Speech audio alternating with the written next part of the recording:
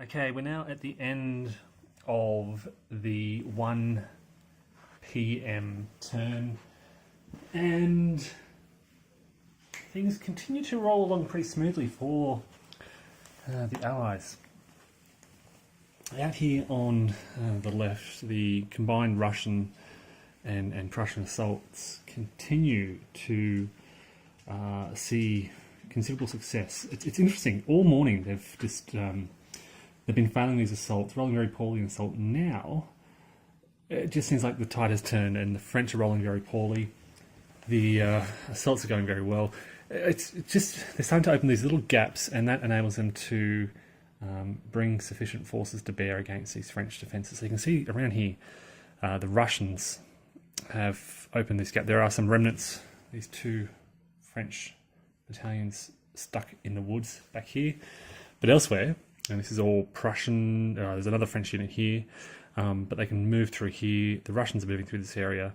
They're holding that sort of section of the Landgraben, and pushing the French all the way back to the sort of moat around Dresden.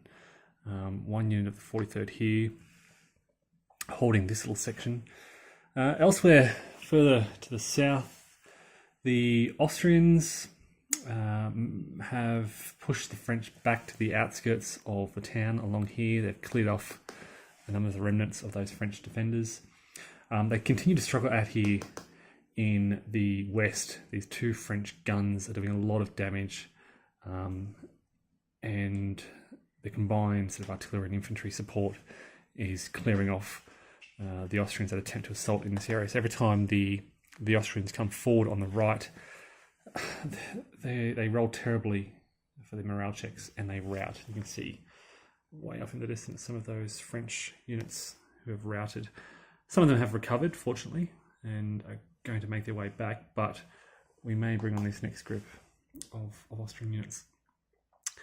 Out on the right, the Austrians are pushing up around this French area, and you can see just here in the west of Dresden that French light cavalry is beginning to move out. And the plan here is for these units, French light cavalry, to move out into this area out here in the west.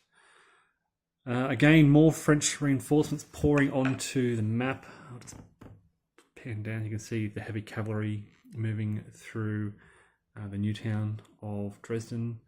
And again, the familiar story in the background, Austrian and Prussian reinforcements gradually making their way to the line. So that's the end of the 1 o'clock turn. We're just on 1:20 p.m.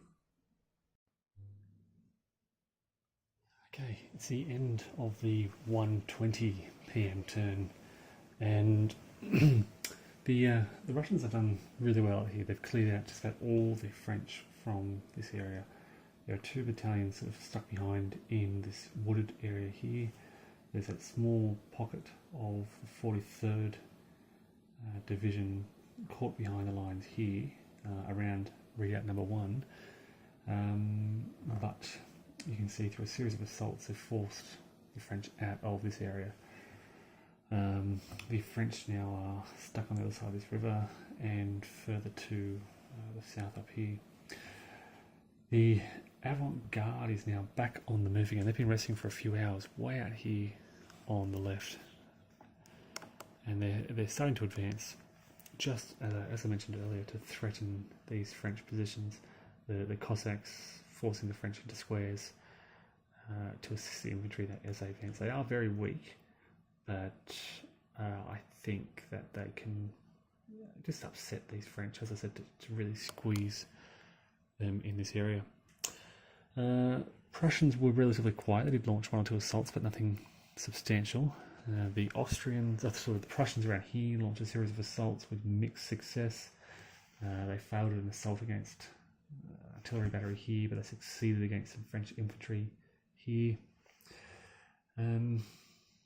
Elsewhere, I'm bringing up some more Austrians into this area, and I can't recall what this division is here. This is part of the right wing 2nd Reserve Division, Bianchi. He'll pull his men back away from the line. They've been a bit sort of scattered and shattered. All these routed units making their way back. And we will bring up, who is this? Colorado's first line of the right wing to take their place in that assault now that the French have pretty much been forced back to the outskirts of Dresden. Now in the foreground, right down here, this is what I mentioned earlier, the French light cavalry are going to move out into this open area as the Austrians are moving up on the far left. They're now moving around. It's taken a while and things are developing slowly, but they're going to come around to the right here. Now, all the French really have in this area is a lot of this light cavalry. These are all their light cavalry here, a few of these provincial defenders on the outskirts. So the French are trying to move forward into this open ground, take advantage of this open ground and their cavalry superiority in this particular area to deter those Austrians as they advance. And another string of French reinforcements. We've now got Mortier and the Guard Corps arriving from up in the northeast. Ney has now arrived. These are all the 1:20 p.m. reinforcements. So a lot of French troops coming on.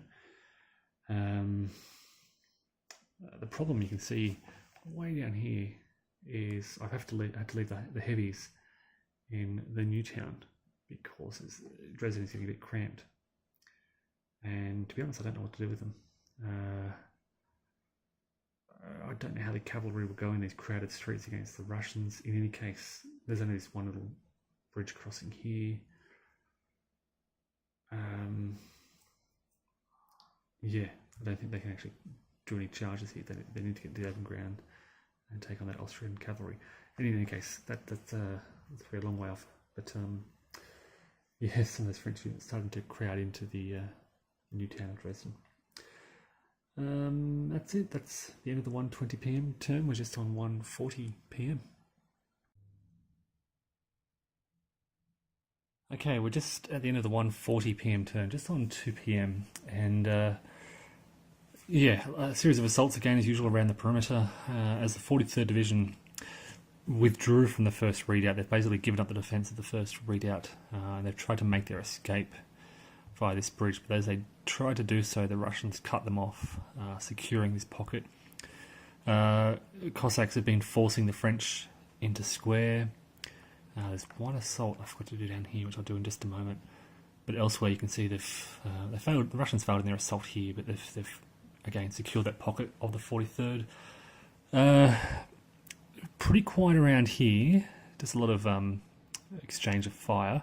Further to the south, you can see the Austrians, I think this is the first line of the right wing, are now moving up. They've cleared some more French from south of Dresden, whilst that initial, the Austrian units that were sent in initially have begun to pull back and just regroup and allow these fresh Austrian units to get into the attack. Some more Prussian assaults out here on the left, which eliminated some more French artillery and forced some infantry back. That redoubt still stands, but some of the gunners have been killed and they're now disordered. And out on the right, the French light cavalry has now hit this open ground and is just defending for Frederickstadt against the Austrians as they advance. Looking over the situation at the end of this hour, it's not looking great for the French, but their reinforcements are coming on quite strong now. The Guard is coming along, that reinforcement track in the northeast. There's a lot of heavy cavalry here. I just don't know how to get them out to the field. I guess I don't know. I really don't know what to do with all this heavy cavalry. The light cavalry, they're really constrained for terrain. Now that they're kind of countering the Allied strength, I just don't know what to do with all this cavalry. They need open ground to manoeuvre, as they've done out here, but there are limited opportunities to do so. Elsewhere, the Allies have pushed right into the boundaries of Dresden, and it's hard for cavalry to operate in those areas. Yes, it's not looking great for the French. yeah, interesting to see how this will develop over the next hour or so. As I said, it's just on 2 p.m, the end of the hour.